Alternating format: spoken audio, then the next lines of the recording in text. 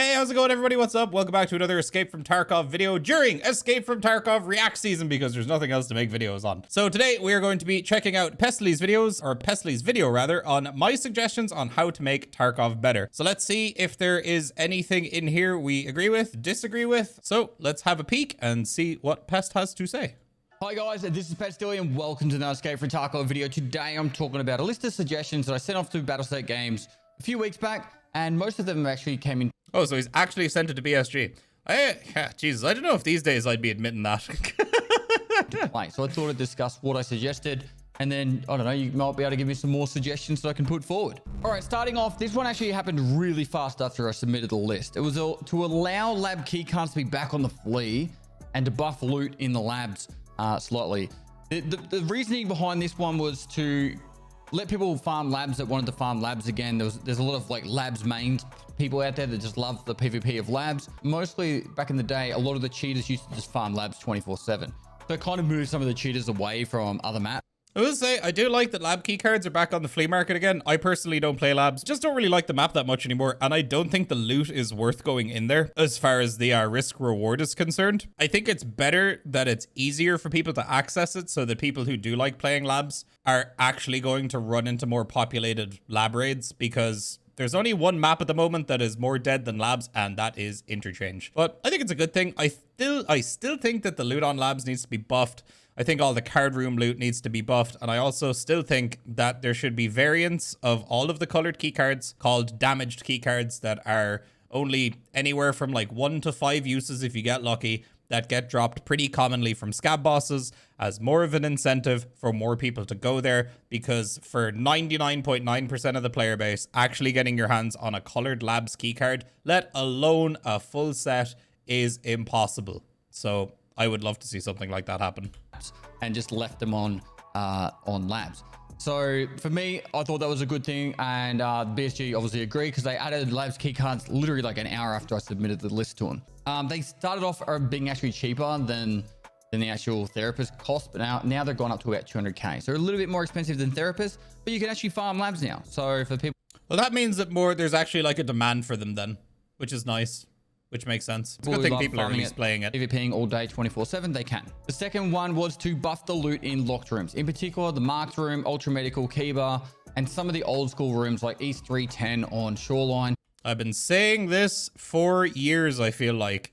Kiba is worthless. Ultramed is worthless. A lot of the rooms on Shoreline that don't spawn LEDXs are absolutely worthless. I would love to see them like really just bring marked rooms back to their glory days and just let us have fun with it again. And all the other rooms. I don't know why Kiba still sucks so much. I don't know why Ultramed was nerfed into the floor. All of the locked rooms, especially locked rooms with expensive keys that are not only rare, but are going to cost you a lot of rubles. You can open those rooms and there might be nothing in there. There should always at least be something in there.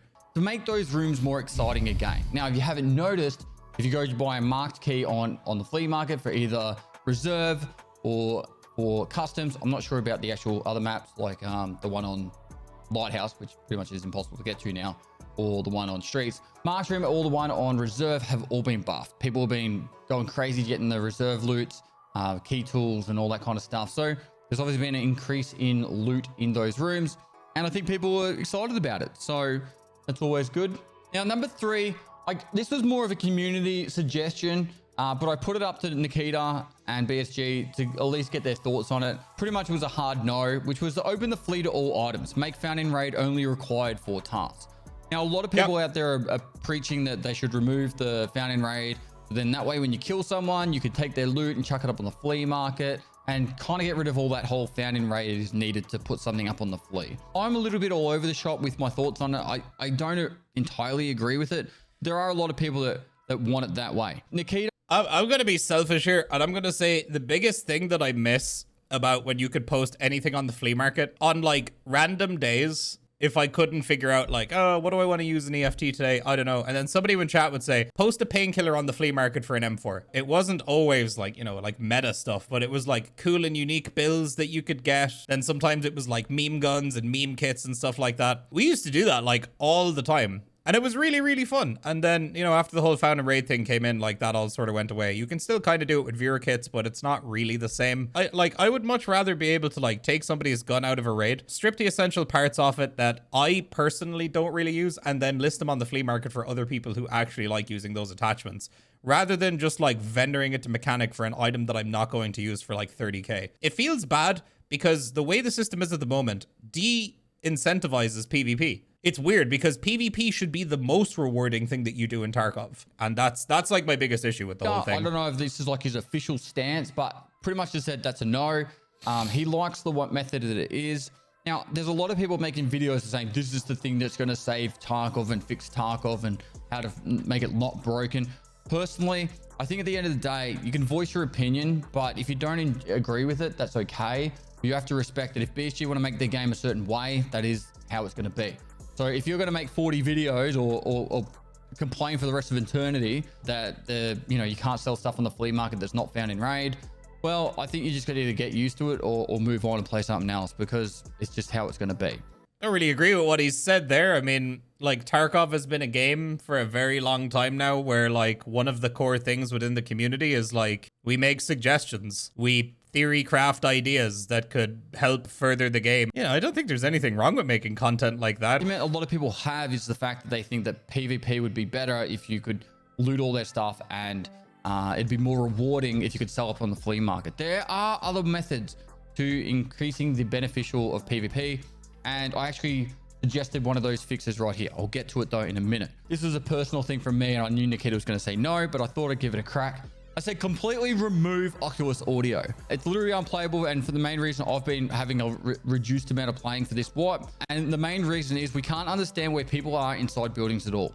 So yeah, the Oculus audio thing is a weird one, man. I tend to agree with him, but at the same time, if Oculus audio is a new system and this is only the foundation of it and it needs to be built on and it will eventually someday be better, then okay. But the audio is fucking dog shit. It is so miserably fucking terrible right now that I would say that it is at the worst point it probably has ever been in the history of this game. Now, I'll take that, but holy shit, the next audio patch better be fucking spicy, because the way it is right now is the big reason why a lot of people aren't playing anymore. Why am I spending 50k to 80k every raid on contacts that do nothing? Why can't I hear somebody run right up a set of steps next to me? Why can't I hear people below me in Fortress on a staircase? I haven't complained about audio like this in like a long time, but like I was planning on making a video on it, but I don't think I'm gonna, because I'm just gonna be pissed off for the entire thing. But it needs to be fixed. It was better before Oculus came in for sure. Whatever system they had before Oculus was way better. If you play outside of buildings, Oculus audio sounds really cool. And I don't really have too many issues with it compared to the previous sound system that they used, being Steam Audio, or even before that. But it's once you go inside a building, and particularly you're on, say, in dorms, you can't really tell if they're up, down, below, sideways. It just gets really confusing because of the reverberations through the walls and how they've got it all programmed. BSG is doubling down, and they really want to try and make it work. The issue they're running into is there's a difference between immersive audio and, I guess, a competitive audio. So a good example is something like Hunt Showdown. When you hear a sound in Hunt Showdown, you know they're in a direct line in a certain direction. Whereas what BSG are trying to achieve with their Oculus audio is it sounds really immersive. So for example, if someone was to shoot a gunshot from downstairs, even though they might not be at the bottom of the staircase, but they're just downstairs, the audio would come from the direction of the staircase. So that's where it gets really confusing when you're in a building and you're trying to hear audio. That's all well and good. And I get it. I am all for Tarkov being an immersive experience. In Hunt Showdown, the audio in that game, whether you've played it or not, if you haven't played Hunt, by the way, you should buy it. I swear to God, I think it's like $10 on Steam. It's really cheap and it always goes on sale. And just listen to the sound design and the audio, because it is by far the most fine-tuned, flawless audio system I have ever seen in any game ever. It trumps anything I have ever heard in any other multiplayer game. It is the perfect example of a game with flawless audio. The directional audio is amazing. It is unbelievable.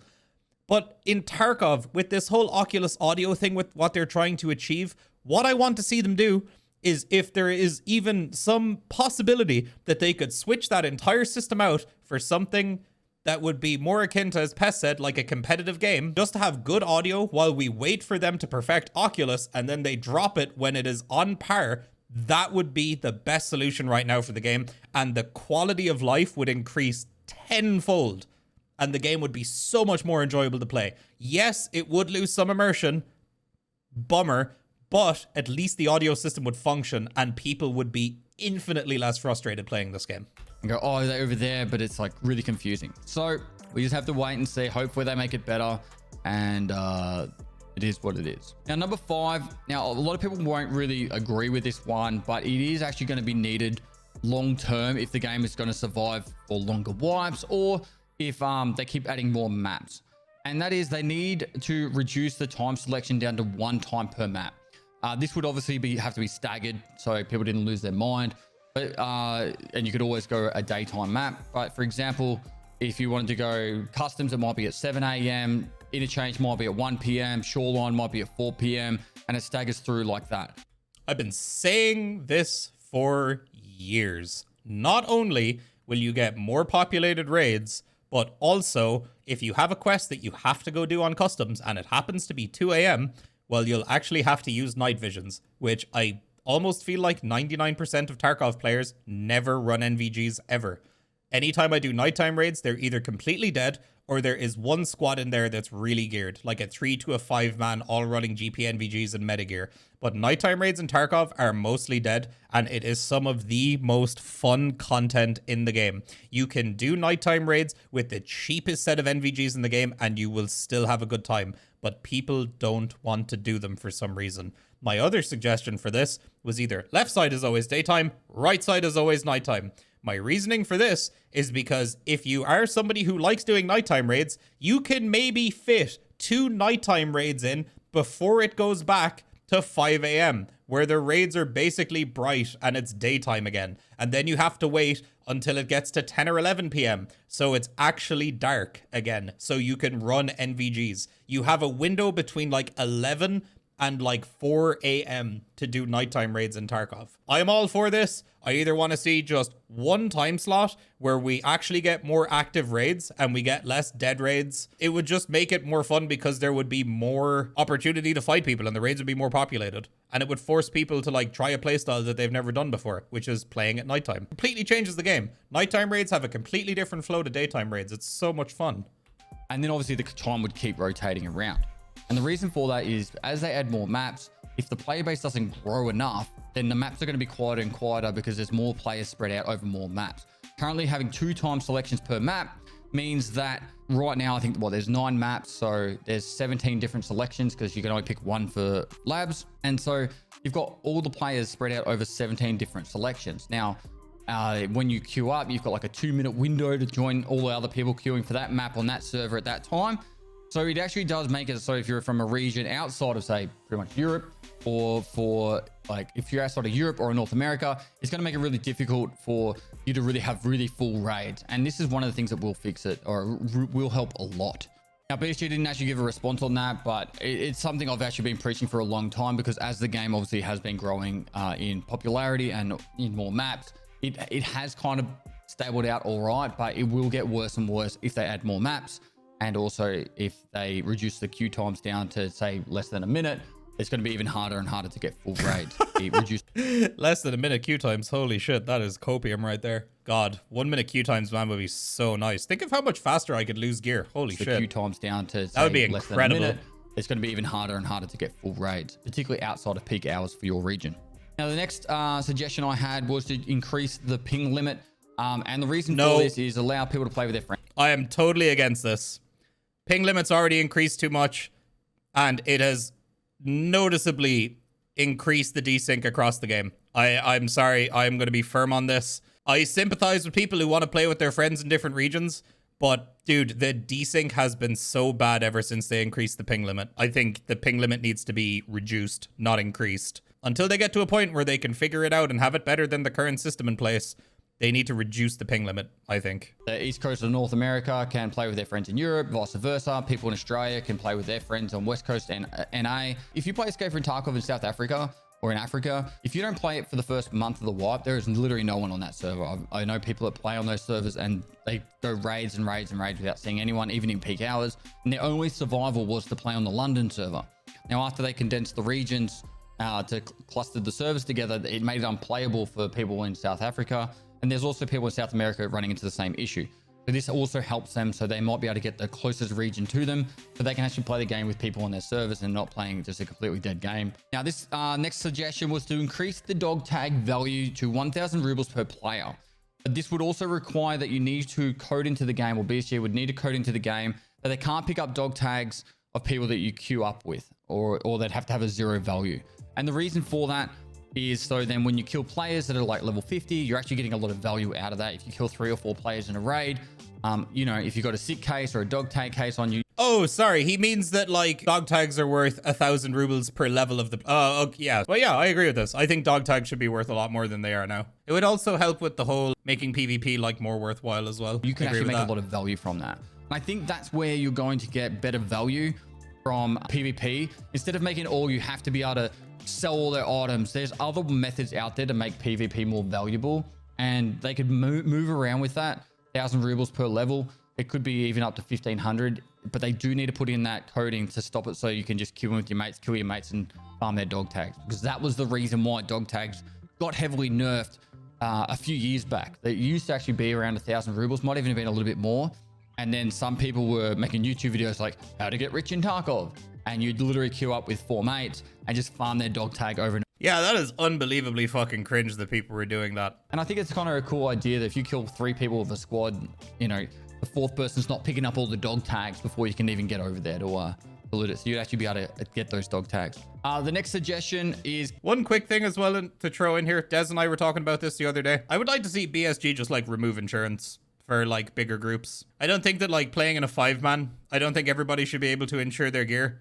Because if you kill all 4 members of a 5-man and then you die to the last guy, that last guy goes around, dumps all of his teammates' gear. They're guaranteed to get it back in insurance and basically lose nothing other than their ammo and meds and nades. Whereas you lose your entire kit. I think there shouldn't be insurance if you're playing in anything bigger than a duo. Increasing the XP for killing players and also making it so you get no XP for killing your teammate if you queue up with them. The next suggestion I did have was killing bosses gives more XP, and this is including like cultists all the way across. I don't know the exact number they've increased it to and from, but there is definitely an increase in XP. I killed 3 cultists yesterday, all headshots, and I got 12,000 XP even though I died, giving a bit more reward for killing the bosses. So I think if they could do that for players as well with the dog tag increase, I think it would incentivize more people to do that PvP side. The most XP you can get in this game is like killing scab bosses, right? You get a lot of XP for killing scab bosses. However, killing PMCs, you don't really get that much XP. And I would argue that in most circumstances, PvP is much harder than killing bosses. Bosses can be very, very easily killed. I think you should probably get the most XP from killing PMCs. Things and be more rewarded for the PvP. I know there's some die-hard people. The biggest issue with Escape from Tarkov, there's two groups of people.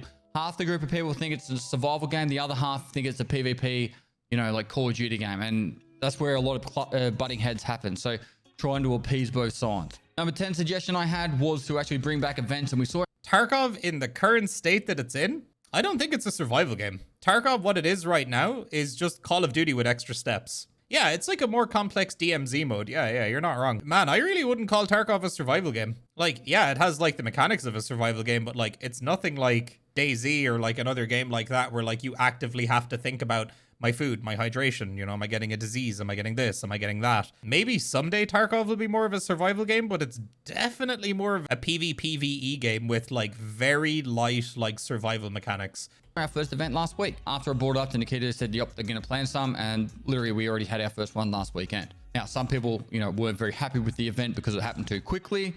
But, you know. Yeah, that event was ridiculous, by the way, because I saw the tweet and then I got on to stream it and it was over. The event lasted like 4 or 5 hours or something, and it started at like 6 a.m. American time or something like that. And that would have been a really fun event. Like, I don't understand why they didn't just make that event for like a weekend. Why not just let us have fun with it? It's the same thing with the Bloodhounds.